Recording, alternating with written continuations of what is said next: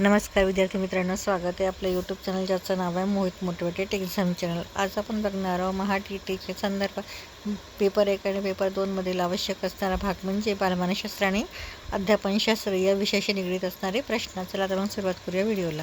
प्रश्न क्रमांक 80, दुसरीच्या वर्गात शिक्षक अध्यापन करताना फळे ही संकल्पना समजावण्यासाठी विविध फळे वर्गात दाखवतात व विद्यार्थ्यांशी फळासंबंधी चर्चा करतात। शिक्षकाच्या अशा स्वरूपाच्या अध्यापनामुळे विद्यार्थी रिकामी जागा पर्याय अध्ययन करण्याचा कंटाळा करतो, ज्ञान निर्माण करण्याचा प्रयत्न करतो, फळे खाण्याचा विचार करतो, विविध फळांची माहिती मिळवितो। तर याचे योग्य उत्तर आहे पर्याय क्रमांक ब, ज्ञान निर्माण करण्याची प्रयत्न करतो। प्रश्न क्रमांक 81, 1.5 वर्षाचे लहान बाळ त्याच्या आईच्या कडेवर असते तेव्हा घरात नवीन आलेली व्यक्ती बाळाला घेण्याचा प्रयत्न करते, तेव्हा बाळ मोठ्याने रडते। बाळाचे रडणे हे रिकामी जागा दर्शविते। पर्याय भावनिक असुरक्षितता, भावनिक सुरक्षितता, नवीन व्यक्तीचा राग, सामाजिक वातावरणाविषयीची दुरित्व। तर याचे योग्य उत्तर आहे पर्याय क्रमांक भावनिक असुरक्षितता। प्रश्न 82, प्रेरणा खालीलपैकी कोणाला उद्दीपित करते? पर्याय आहे सवयींना, क्रियाशीलते, संघटना आणि प्राण्यांना। तर याचे योग्य उत्तर आहे पर्याय क्रमांक ब, क्रियाशीलतेला। प्रश्न क्रमांक 83, बालक चुका करतो, पुढील वेळी मागील चुका टाळत शिकते असे कोणता मानसशास्त्र सिद्धांत सांगतो? पर्याय आहे प्रयत्न प्रमाण पद्धती, सामाजिक शास्त्र पद्धती, साधक अभिसंधान पद्धती आणि मर्मदृष्ट अध्ययन पद्धती। तर याचे योग्य उत्तर आहे पर्याय क्रमांक अध्ययन प्रमाण पद्धती। प्रश्न क्रमांक 84, अमूर्त बुद्धिमत्ता खालीलपैकी कोणासाठी आवश्यक आहे? पर्याय ते शिक्षक, चित्रकार, साहित्यिक आणि कवी। पर्याय आहे फक्त 1, 2, 3, फक्त 2, 3, 4, फक्त 3, 2, 4, 1, 2, 3, 4। तर याचे योग्य उत्तर आहे पर्याय क्रमांक 4, 1, 2, 3 आणि 4। प्रश्न क्रमांक 85,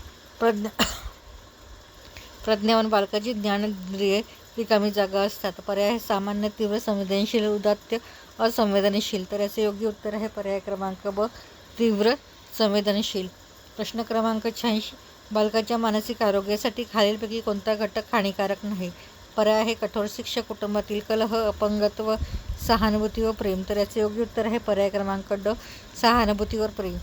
प्रश्न 87, चांगल्या व्यक्तिमत्वाकरता आवश्यक बाब कोणती? पर्याय सौंदर्य, बलिष्ठ शरीर, दृढ इच्छाशक्ती, उच्च दर्जाचे आर्थिक कुटुंब। तर याचे योग्य उत्तर आहे पर्याय क्रमांक क, दृढ इच्छाशक्ती। प्रश्न क्रमांक 88, बालकाच्या विकासाचे टप्पे सांगताना मनोलैंगिक अवस्था खालीलपैकी कोणी सांगितली? पर्याय आहे जीन पियाजे, वॉयत्स्की, सिग्मंड फ्राईड, पेस्टॉलॉजी। तर याचे योग्य उत्तर आहे पर्याय क्रमांक क, सिग्मंड फ्राईड। प्रश्न क्रमांक 89, प्रतिभाशाली बालकाची लक्षणे खालीलपैकी कोणत्या अवस्थेत दृष्टिक्षेपात येतात? पर्याय आहे शिशुअवस्था, बाल्यावस्था, कुमारावस्था, पौगंडावस्था। तर याचे योग्य उत्तर आहे पर्याय क्रमांक क, कुमारावस्था। प्रश्न क्रमांक 90, खालीलपैकी बालकाच्या मानसिक क्षमतांचा गट ओळखा। पर्याय कृतिशीलता, कौशल्य, हालचाली, तर्क, अनुमान, तुलना, चिंतन, प्रेम, राग, द्वेष, वडील, सर्व। तर याचे योग्य उत्तर आहे पर्याय क्रमांक ब, तर्क, अनुमान, तुलना आणि चिंतन। प्रश्न 91, बालकाचे शारीरिक वय, मानसिक वय समान असते तेव्हा बालकाचा बुद्ध्यांक किती असतो? पर्याय आहे 120, 80, 90 आणि 100। तर याचे योग्य उत्तर आहे पर्याय क्रमांक ड, 100। प्रश्न 92, खालीलपैकी कुमारावस्थेचे कोणते वैशिष्ट्य नाही? पर्याय तीव्र तात्विक भावनांचे आधिक्य, वस्तू संग्रहवृत्ती, कौशल्य, बुद्धी। तर याचे योग्य उत्तर आहे पर्याय क्रमांक क, वस्तू संग्रहवृत्ती। प्रश्न क्रमांक 93, खेळाच्या माध्यमातून बालकाचे सामाजिकरण अधिक होते कारण रिकामी जागा। बालकाचा खेळताना कोणतेच बंधन नसते, बालक खेळताना सांघिक भावना निर्माण होते, खेळण्यासाठी बौद्धिक क्षमता लागते, खेळ समाजासाठी असतात। तर याचे योग्य उत्तर आहे पर्याय क्रमांक ब, बालक खेळताना सांघिक भावना निर्माण होते।